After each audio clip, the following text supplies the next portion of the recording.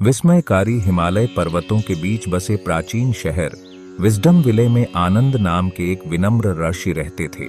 अपने गहन ज्ञान और सौम्य व्यवहार के लिए प्रसिद्ध आनंद ने अपना पूरा जीवन अस्तित्व के उद्देश्य की तलाश में समर्पित कर दिया था। दूर दूर से लोग जीवन के सबसे गहन सवालों के जवाब तलाशने के लिए उनसे मिलने आते थे। एक शाम जैसे ही सूरज क्षितिज से नीचे डूबा, आर्यन नाम का एक युवा साधक आनंद के दरवाजे पर आया। आर्यन परेशान था, अपने अस्तित्व के अर्थ पर सवाल उठा रहा था। भारी मन से उसने पूज्य ऋषि से ज्ञान मांगा। आनंद ने गर्मजोशी भरी मुस्कान के साथ आर्यन का स्वागत किया और उसे एक विशाल बरगद के पेड़ के नीचे बैठने के लिए आमंत्रित किया। तुम्हें क्या परेशानी है मेरे युवा मित्र? आनंद ने पूछा। उसकी आंखें करुणा से चमक रही थीं। आर्यन अपने दिल की बात कहने से पहले झिझका। हे बुद्धिमान व्यक्ति, मैं खुद को खोया हुआ और भ्रमित पाता हूँ। मैं जीवन भर भटकता रहता हूँ, इसके उद्देश्य के बारे में सोचता रहता हूँ। क्या हमारे अस्तित्व का कोई बड़ा अर्थ है या हम इस विशाल ब्रह्मांड में केवल क्षणभंगुर प्राणी हैं? ऋषि ने ध्यान से सुना।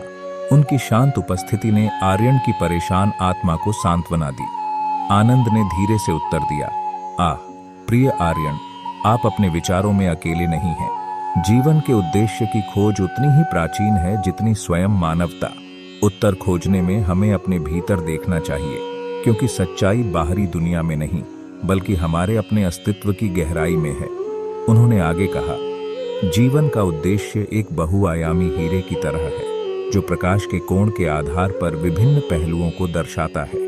प्रत्येक आत्मा की यात्रा अद्वितीय है और अलग अलग व्यक्तियों के लिए उद्देश्य अलग अलग हो सकता है, लेकिन मूल रूप से जीवन का उद्देश्य हमारे वास्तविक स्वरूप, हमारे दिव्य सार को महसूस करना है। आर्यन उत्सुक था लेकिन अभी भी अनिश्चित था। हम इस सार को कैसे समझें पूज्य ऋषि? उसने पूछा। आनंद ने धीरे से अपने हाथ पकड़ लिए और बोले, आत्म खोज, ध्यान और चिंतन के माध्यम से हम भ्रम की उन परतों को हटा देते हैं जो हमारे वास्तविक स्वरूप पर पर्दा डालती है। भौतिक दुनिया की विकर्षण अक्सर आध्यात्मिक ज्ञान का मार्ग अस्पष्ट कर देती है। अंदर की ओर मुड़कर हम शांति और स्पष्टता पा सकते हैं।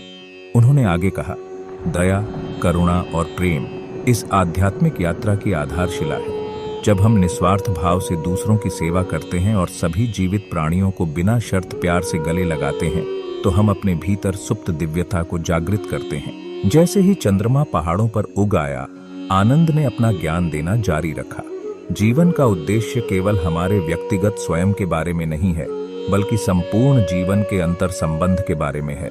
हम चेतना के विशाल महासागर में लहरों की तरह हैं, एक दूसरे से जुड़े हुए हैं और समग्रता से अविभाज्य हैं। नई आशा के साथ आर्यन ने पूछा, और अपना उद्देश्य मिल जाने के बाद क्या होता है?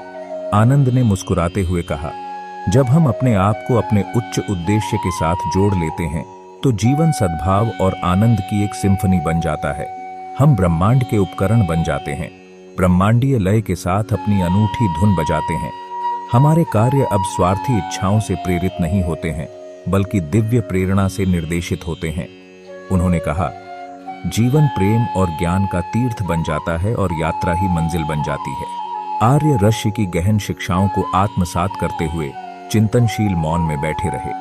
जैसे ही भोर की पहली किरणों ने क्षितिज को रोशन किया, उसे एक गहरी शांति और स्पष्टता का एहसास हुआ जो उसने पहले कभी अनुभव नहीं किया था। अपने दिल में कृतज्ञता के साथ आर्यन ने आनंद को विदाई दी, अपने शब्दों के ज्ञान को एक मार्गदर्शक प्रकाश के रूप में लेकर। उस क्षण से उन्होंने जीवन के उद्देश्य की खोज करते हुए एक परिवर्तनकारी यात्रा शुरू की, एक बाहरी गंतव्य के रूप में नहीं बल्कि अपने भीतर एक शाश्वत आत्मा समृद्ध खोज के रूप में।